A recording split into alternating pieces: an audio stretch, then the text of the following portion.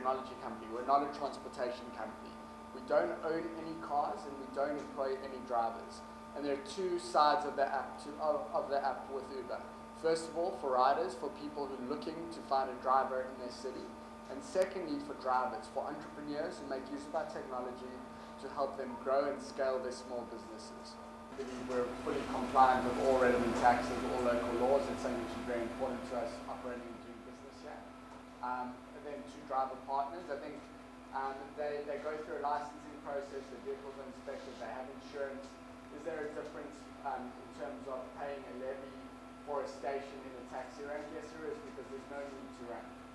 Through technology, drivers don't need to wait at a rank for a pickup. They don't need to have a parking spot or drive around randomly looking for their riders. They have the technology, they can be in their own home and get a request from there. We do believe in regulation, we do believe in a level playing field.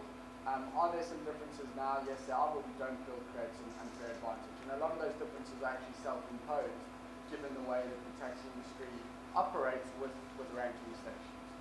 It took 5.5 years for Uber to reach 1 billion trips that were booked on the platform, but it took 6 months thereafter.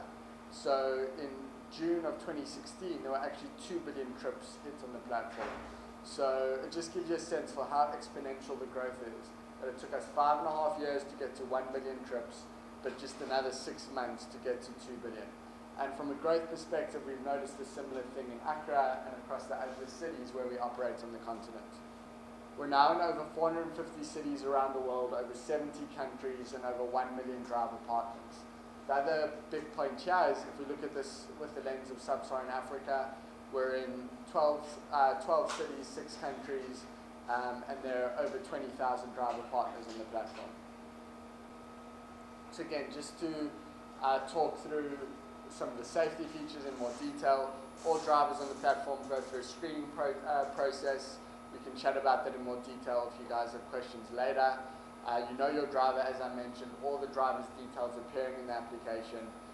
Safe pickups, there's no need to wait outside. You can watch your driver, he or she drive towards you in real time, and then when the driver arrives, you can go outside. You can share your ETA, which is very big functionality if you're traveling by yourself. You can actually send a link of your trip to another person. You can then click on that link and follow your whereabouts. So even if you're traveling by yourself, you're never actually alone with Uber. It's a GPS-enabled app, so you don't need to actually know where you are. We'll pick up your location. You have payment options. You can pay with cash, you can pay with card. There's a ratings and feedback, which is extremely important, as I mentioned, both on the rider and the driver side. There's a full trip history if you go into your application. If you have any questions, if you lose an item, you can contact our support team, contact your driver and get that item back. We've got 24/7 support. So what you'll see here, and hopefully your takeaway will be that Uber provides a very affordable way to move around the city. And we believe Uber provides an alternative to car ownership. So no longer, if you want to travel alone in your own car, there's an alternative. You can use Uber to move around the city, and it's very cost effective.